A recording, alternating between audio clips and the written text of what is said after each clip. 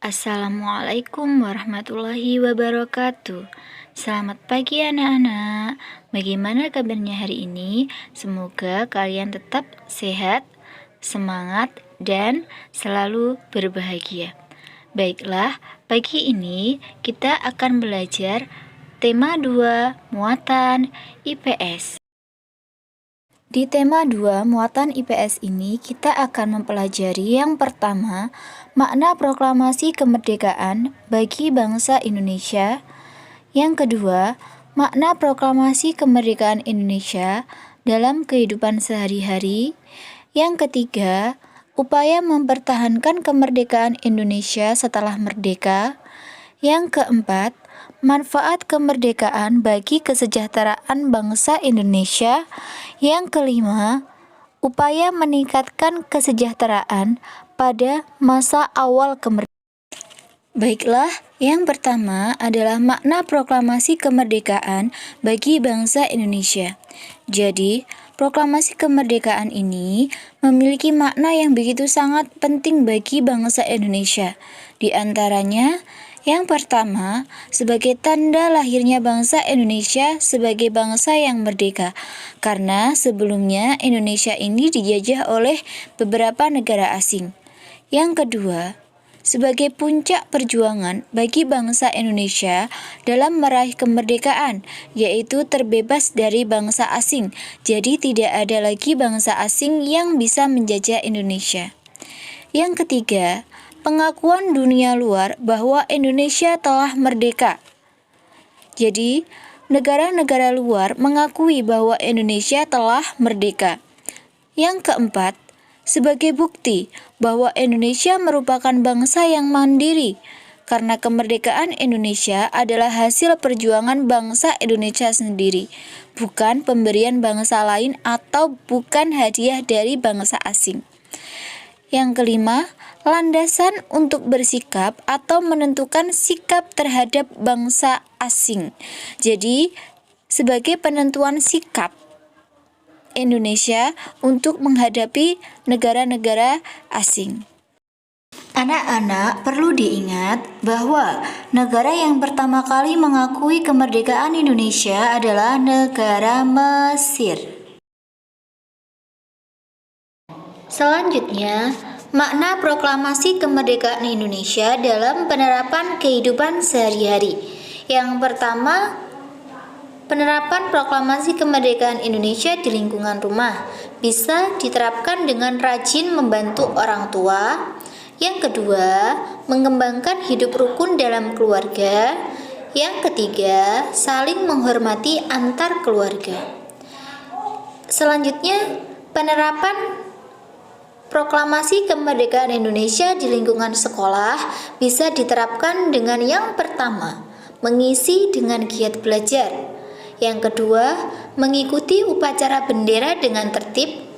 Yang ketiga, toleransi dengan teman yang berbeda suku. Jadi saling menghargai teman meskipun berbeda suku.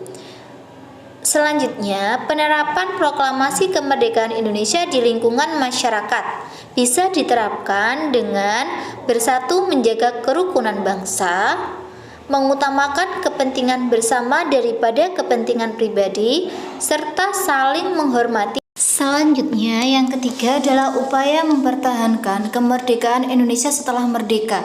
Jadi, setelah Indonesia merdeka, masih ada bangsa asing yang ingin merebut kekuasaan di Indonesia. Tetapi bangsa Indonesia tidak membiarkan hal itu terjadi.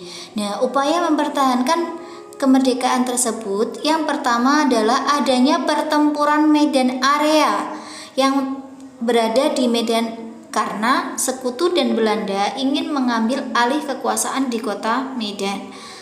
Yang kedua adalah pertempuran Ambarawa yang berada di daerah Semarang. Hal ini terjadi karena Sekutu mendarat di Semarang dan ingin mengambil alih Ambarawa yang membuat rakyat melakukan pertempuran untuk mengambil alih kekuasaan.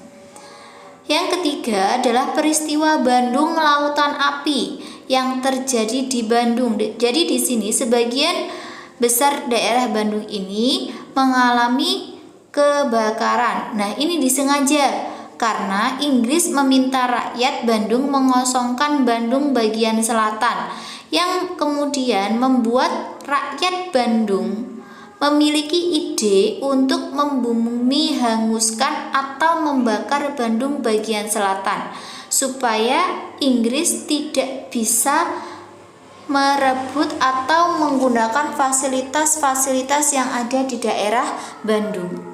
Kemudian yang keempat adalah pertempuran Surabaya oleh arek-arek Surabaya melawan kembalinya bangsa asing.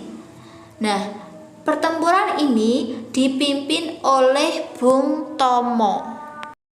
Selanjutnya, manfaat kemerdekaan bagi kesetaraan bangsa Indonesia. Yang pertama di bidang pendidikan. Pendidikan yang layak bagi semua golongan yang tercantum dalam pembukaan UUD 1945 alinea keempat, yaitu mencerdaskan kehidupan bangsa. Jadi, pada saat Indonesia merdeka, semua rakyat Indonesia berhak mendapatkan pendidikan yang layak. Yang kedua, di bidang perekonomian.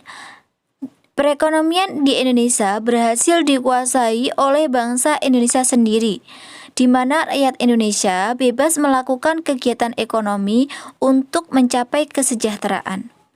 Yang ketiga, di bidang sosial, di mana rakyat Indonesia memiliki hak dan kewajiban yang sama tanpa membandingkan derajat yang tinggi atau derajat yang rendah. Jadi semuanya sama rata.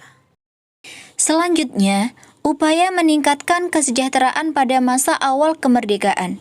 Jadi, setelah Indonesia merdeka, bangsa Indonesia mulai meningkatkan kesejahteraan, di mana yang pertama dengan adanya kebijakan Uang Republik Indonesia atau ORI, yaitu pemberlakuan mata uang Republik Indonesia sebagai alat tukar resmi. Yang kedua, adanya konferensi ekonomi yang bertujuan untuk memperoleh kesepakatan dalam mengatasi permasalahan ekonomi.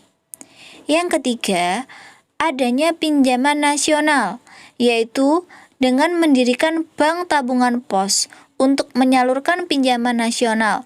Hal ini bertujuan untuk mengumpulkan dana bagi kepentingan perjuangan dan meningkatkan kepercayaan masyarakat kepada pemerintah. Yang keempat, adanya Badan Perancang Ekonomi yang bertujuan atau bertugas untuk menyusun rencana pembangunan ekonomi di Indonesia. Selanjutnya adalah rencana dari Menteri Kasimo atau sering disebut juga dengan rencana Kasimo, yaitu rencana produksi mengenai usaha swasembada di bidang pangan.